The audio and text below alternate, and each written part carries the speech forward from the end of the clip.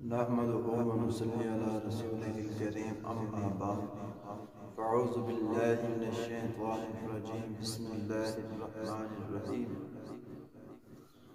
وَلَقَدْ خَلَقْنَا الْإِنسَانَ مِنْ سُلَالَةٍ مِّن طِينٍ یقیناً ہم نے انسان کو بجلی ہوئی مٹی سے پیدا کیا ثم جعلناه نطفة فی قرار مکین پھر اسے نطفہ بنا کر محفوظ جگہ میں قرار دے دیا ثم خلقنا النطفة علقة فخلقنا العلقة مضغة فخلقنا المضغة عظاما فقصونا العظام لحما اس نطفہ کو ہم نے جمع ہوا خون بنا دیا پھر اس خون کے لوتھڑے کو گوشت کا ٹکڑا کر دیا پھر گوشت کے ٹکڑے کو ہم نے ہڈیاں پیدا کر دی پھر ہڈیوں کو ہم نے گوشت پہنا دیا ثم انشأناه خلقا آخر پھر ایک اور ہی پیدائش میں پیدا کر دیا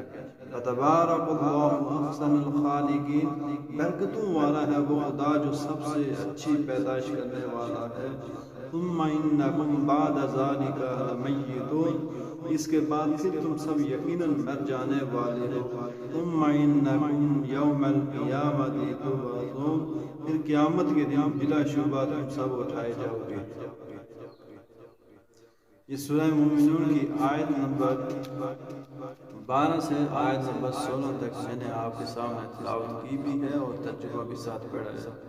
اب رب ذوالجلال سے دعا ہے کہ ہمیں صحیح معنوں سے اس کی تفسیر بیان کرنے کی توفیق عطا فرمائے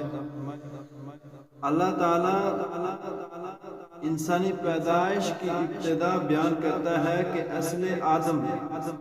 مٹی سے ہے جو کیچڑ کی اور بجھنے والی مٹی کی صورت میں تھی پھر حضرت آدم کے پانی سے ان کی اولاد پیدا ہوئی جیسے فرمان ہے خدا تعالیٰ نے تمہیں مٹی سے پیدا کر کے پھر انسان بنا کر زمین میں پھیلا مسند احمد میں ہے کہ اللہ تعالیٰ نے حضرت آدم علیہ السلام کو خاک کی ایک مٹھی سے پیدا کیا جسے تمام زمین پر سے لی تھی بس اسی اعتبار سے اولاد آدم کے رنگ و روح مختلف ہوئے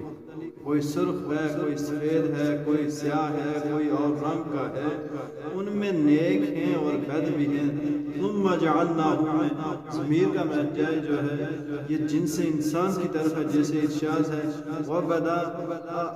وَبَدَأَ خَلْقَ الْإِنسَانِ مِنْ طِينٍ ثُمَّ جَعَلَ نَسْلَهُ مِنْ سُلُولَةٍ مِنْ مَاءٍ مَهِينٍ اور آیت میں ہے أَلَمْ نَخْلُقكُم مِنْ مَاءٍ مَهِينٍ فَجَعَلْنَاهُ فِي قَرَارٍ مَكِينٍ بس انسان کے لیے ایک مدت جو ہے وہ معین ہے اس کی ماں کا رحم ہی ٹھکانہ ہوتا ہے جہاں ایک حال سے دوسری حالت کی طرف اور ایک صورت سے دوسری صورت کی طرف منتقل ہوتا رہتا ہے پھر نطفے کی جو ایک اچھلنے والا پانی ہے یعنی نطفے کا جو ایک اچھلنے والا پانی جو مرد کی پیٹھ سے اور عورت کے سینے سے نکلتا ہے شکل بدل کر سرخ رنگ کی بوٹی کی شکل میں بدل جاتا ہے سرخ رنگ کی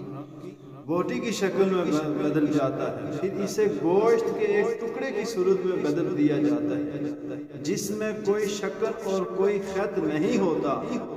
پھر انہیں میں ہڈیاں بنا دی سر ہاتھ اور پاؤں ہڈیاں پٹھے وغیرہ بنائے پیٹھ کی ہڈی بنائی رسول اللہ صلی اللہ علیہ وآلہ وسلم فرماتے ہیں انسان کا تمام جسم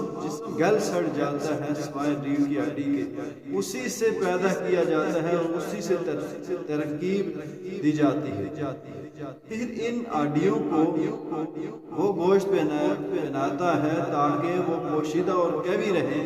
پھر اس میں روح پھونکتا ہے جس سے وہ ہلنے جلنے لگے،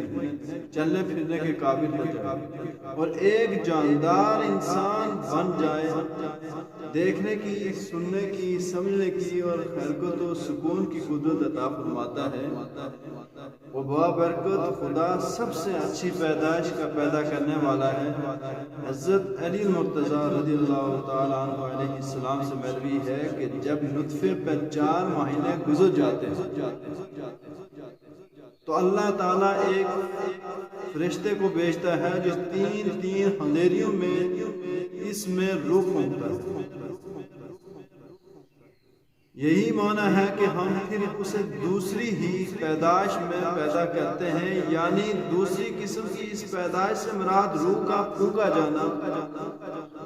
بس ایک حالت سے دوسری حالت سے تیسری کی طرف ماں کے پیٹ میں ہی ہیر پھیر ہونے کے بعد بالکل ناسمجھ بچہ پیدا ہوتا ہے، پھر وہ بڑھتا جاتا ہے یہاں تک کہ وہ جوان بن جاتا ہے، پھر اسے ہودیڑ بناتا ہے، پھر بوڑھا ہو جاتا ہے، پھر بالکل ہی بوڑھا ہو جاتا ہے۔ الغرض روح کا پھونکا جانا اور پھر انقلابات کا آنا شروع ہو جاتا ہے۔ میرے نبی مکرم صاحب اللہ صلی اللہ تعالی علیہ وآلہ وسلم فرماتے ہیں کہ تم میں سے ہر ایک کی پیدائش 40 دن تک اس کی ماں کے پیٹ میں جمع ہوتی ہے، پھر 40 دن تک وہ خون بستہ کی صورت میں رہتا ہے، پھر 40 دن تک وہ گوشت کے لوٹے کی شکل میں رہتا ہے، پھر اللہ تعالیٰ فرشتے کو بھیجتا ہے جو اس میں روح سمجھتا ہے اور بحکم خدا 4 باتیں لکھ دی جاتی ہیں: روزی، اجر عمل اور نیک یا بد، برا یا بھلا ہونا۔ بس قسم ہے اس کی جس کے سوا کوئی معبود برحق نہیں کہ ایک شخص کا عمل یعنی جنتی عمل کرتا رہتا ہے یہاں تک کہ جنت سے صرف ایک ہاتھ دور رہ جاتا ہے، لیکن تقدیر کا وہ لکھا غالب آ جاتا ہے اور خاتمہ کے وقت دوزخی کام کرنے لگتا ہے اور اسی پر مرتا ہے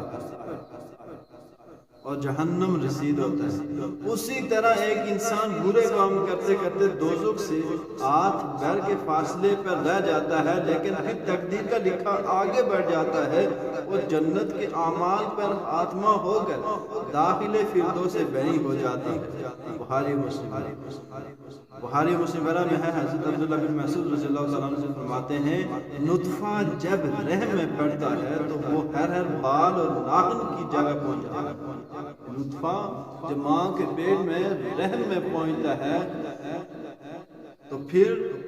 وہ ہر بال اور ناخن کی جگہ پہنچ جاتا ہے، پھر 40 دن کے بعد اس کی شکل جمے ہوئے خون جیسی ہو جاتی ہے۔ مسند احمد میں ہے کہ حضور علیہ السلام اپنے اصحاب سے باتیں بیان کر رہے تھے کہ جو ایک یہودی آ گیا تو کفار قریش نے اس سے کہا یہ نبوت کے دعوے دار ہیں۔ اس نے کہا اچھا میں ان سے ایک سوال کرتا ہوں جسے نبیوں کے سوا اور کوئی نہیں جانتا۔ آپ کی مجلس میں آ کر بیٹھ کر پوچھتا ہے کہ بتاؤ انسان کی پیدائش کس چیز سے ہوتی ہے؟ آپ نے فرمایا مرد عورت کے نطفے سے۔ مرد کا نطفہ غلیظ اور گاڑھا ہوتا ہے، اس سے ہڈیاں اور پٹھے بنتے ہیں، اور عورت کا نطفہ رقیق اور پتلا ہوتا ہے، اس سے گوشت اور خون بنتا ہے۔ اس نے کہا آپ سچے ہیں۔ اگلے نبیوں کا بھی یہی قول ہے۔ نبی مبارک صلی اللہ تعالی علیہ وآلہ وسلم فرماتے ہیں جب نطفے کو رحم میں 40 دن گزر جاتے ہیں تو ایک فرشتہ آتا ہے اور اللہ تعالیٰ اسے دریافت کرتا ہے کہ خدایا یہ نیک ہوگا یا بد ہوگا، مرد ہوگا یا عورت ہوگا۔ جو جواب ملتا ہے وہ لکھ دیا جاتا ہے اور عمل اور عمر اور نرمی گرمی سب کچھ لکھ دیا جاتا ہے۔ عمل عمل نرمی گرمی سخت جمال جلال سب کچھ لکھ دیا جاتا ہے. پھر دفتر لپیٹ لیا جاتا ہے، اس میں پھر کسی کمی بیشی کی گنجائش نہیں رہتی. اور بازار کی جو حدیث میں ہے رسول اللہ صلی اللہ علیہ وسلم فرماتے ہیں کہ اللہ تعالیٰ نے رحم پر ایک فرشتہ مقرر کیا جو عرض کرتا ہے خدایا اب نطفہ ہے، خدایا اب لوتھرا ہے، خدایا اب گوشت کا ٹکڑا ہے. جب جناب باری اسے پیدا کرنا چاہتا ہے وہ پوچھتا ہے خدایا مرد ہو یا شکی ہو سعید، شکی ہو یا سعید، رزق کیا ہے، اجل کیا ہے، اس کا جواب دیا جاتا ہے. اور یہ سب چیزیں لکھ لی جاتی ہیں. ان سب باتوں اور اپنی کامل قدرتوں کو بیان فرما کر فرمایا کہ سب سے اچھی پیدائش کرنے والا اللہ برکتوں والا ہے. حضرت عمر بن خطاب رضی اللہ تعالی عنہ فرماتے ہیں کہ میں نے اپنے رب کی موافقت 4 باتوں میں کی ہے. جب یہ آیت اتری کہ ہم نے انسان کو وجدی مٹی سے پیدا کیا ہے تو بے ساختہ میری زبان سے فتبارک اللہ احسن الخالقین نکلا اور وہی پھر اترا. زید بن ثابت انصاری رضی اللہ تعالی عنہ جب رسول کریم صلی اللہ تعالی علیہ وآلہ وسلم اوپر والی آیت لکھوا رہے تھے اور ثم انشأنا خلقا آخر تک لکھوا چکے تو حضرت معاذ رضی اللہ تعالی عنہ نے بے سختہ کہا فتبارک اللہ احسن الخالقین. اسے سن کر اللہ کے نبی ہنس دیے. حضرت معاذ رضی اللہ تعالی عنہ نے دریافت فرمایا یا رسول اللہ صلی اللہ تعالی علیہ وآلہ وسلم آپ کیسے ہنسے؟ آپ صلی اللہ تعالی علیہ وآلہ وسلم نے فرمایا اس آیت کے خاتمے پر بھی یہی ہے. یہ اس حدیث کی سند کا ایک راوی جابر جفی ہے جو بہت ہی ضعیف ہے اور یہ روایت بالکل منکر ہے. حضرت زید بن ثابت رضی اللہ تعالیٰ عنہ کاتب وحی مدینہ میں تھے نہ کہ مکہ میں. حضرت معاذ رضی اللہ تعالیٰ عنہ کے اسلام کا واقعہ بھی مدینہ کا واقعہ ہے اور یہ آیت مکہ میں نازل ہوئی ہے. بس من درجہ والا روایت بالکل منکر ہے. اس پہلی پیدائش کے بعد تم مرنے والے ہو، پھر قیامت کے دن دوسری دفعہ پیدا کیے جاؤ گے، پھر حساب کتاب ہوگا، خیر و شر کا بدلہ.